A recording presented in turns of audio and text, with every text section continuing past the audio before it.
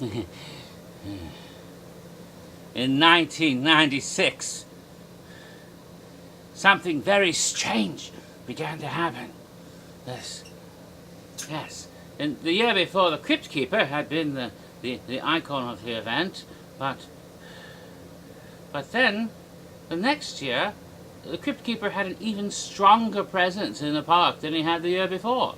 Not only did he have a haunted house, but he was the Grand Marshal of the new parade. He was all over the park, but he wasn't in any of the ad campaigns at all. On television, they seemed to be promoting Frankenstein. Everywhere you looked, you saw the old big green guy, his Frankenstein monster, you know, in the commercials. But the billboards and the newspaper advertisements and the brochures you got at the park, that showed something very weird indeed. It looked like something had torn through a barrier between its domain somewhere in the darkest pit of the abyss and into our reality, shattering the barriers, coming through something that couldn't be seen except for a pair of glowing eyes, demonic, shining, sort of serpent-like, and claws, talons or something that were ripping the barrier apart.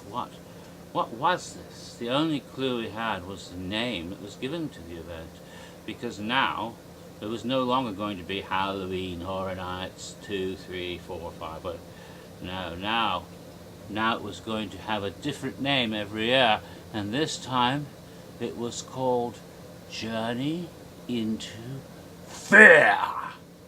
Journey into Fear. Why Journey into Fear?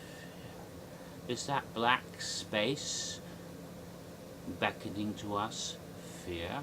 Or is the thing inside the darkness looking to come out at us, was that fear?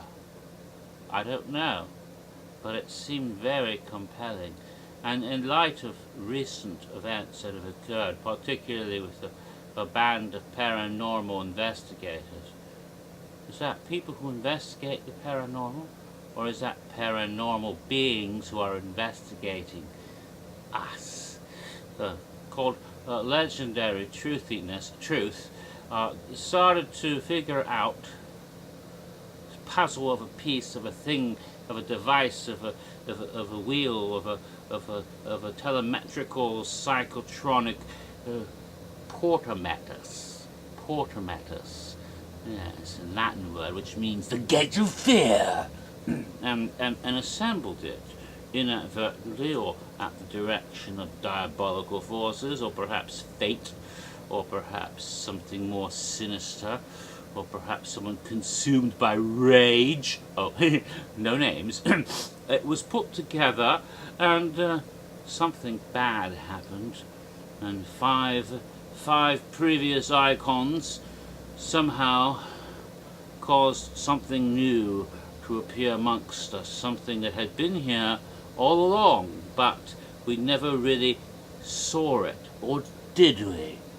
Did we? If it has been here all along amongst us, Adaru, fear, Lord, Master. Sorry. Sorry. Didn't mean that. If it's been here all along, then has it shown itself in the tiniest little glimpse, the barest glimpse that we could take without breaking into complete total madness? I don't know. Rather like, if you ever read those Cthulhu books and stories that Lovecraft wrote, there's always some sort of bas-relief or thing, image or some sort that would have been made by some demented young man who was an artist who had terrible dreams about something coming, and perhaps this is what's happened here. I don't know, but this is what I found to be strange, because we are told that the 5 icons, who are in fact personifications of 5 forces which brought fear to us. Chaos, death, sacrifice, legend, and vengeance, personified by Jack, the caretaker, director, the storyteller, and the usher. That these 5 things led up to the release of fear, somehow, involving a ritual, a sacrifice, a lantern, fire, and a bunch of silly people putting this puzzle together. At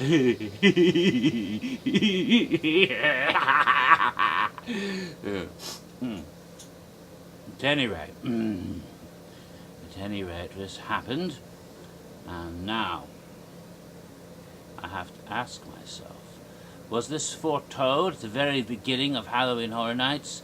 Were very subtle clues being laid out before us of the 5 that would come first, leading to fear afterwards?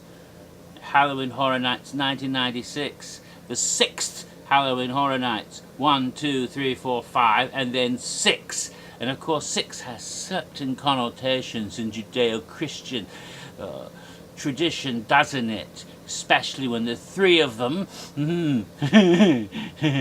Because it's been 3 cycles of 6, 6, 6, 6 to get to 18 with Bloody Mary, and then the 5th one came, and now fear. No. Let's not go there. It's mad. But think about it. Think about the first 5 years. Do we see some aspect of each one of those concepts in the first 5 years? Do we?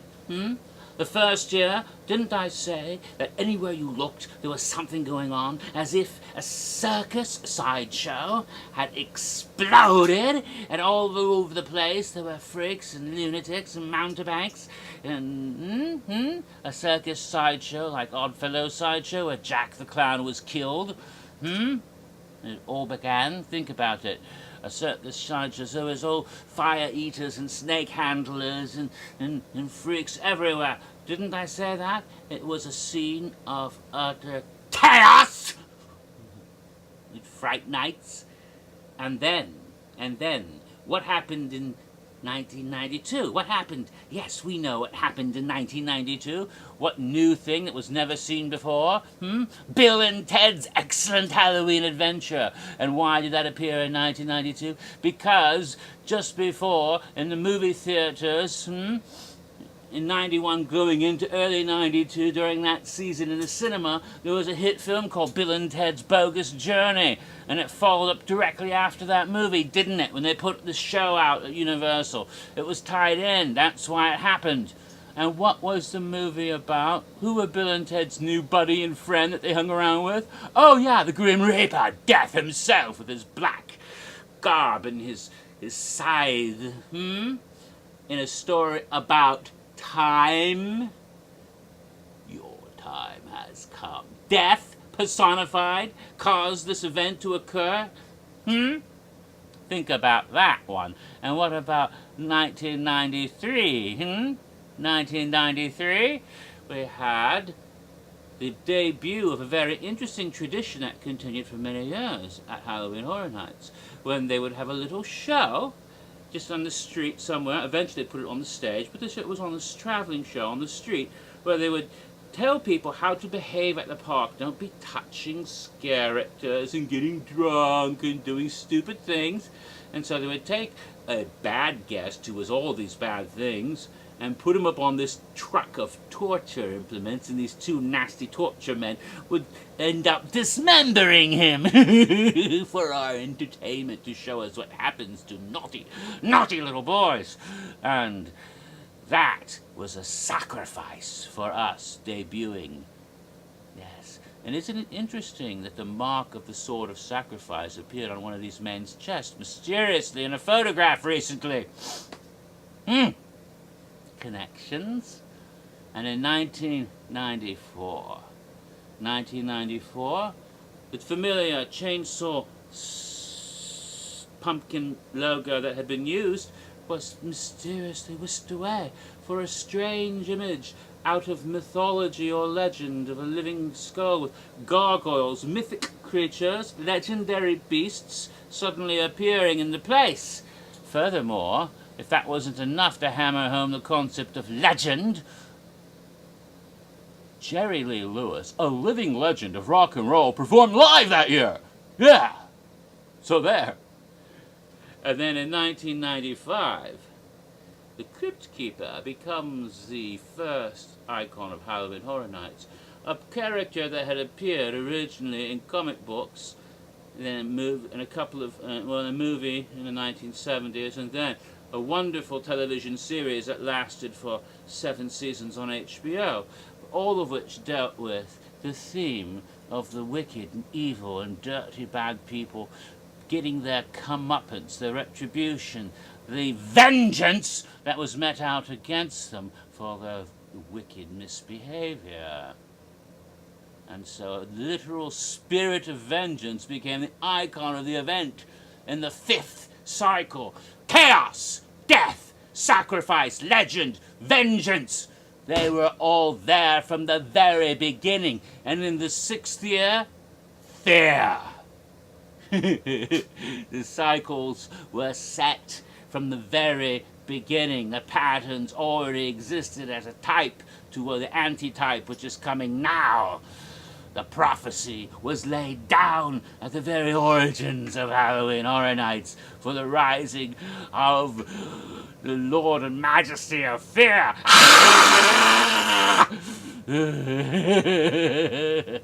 Tremble, mortals! Anyway, I will return later with a more, how shall I say it?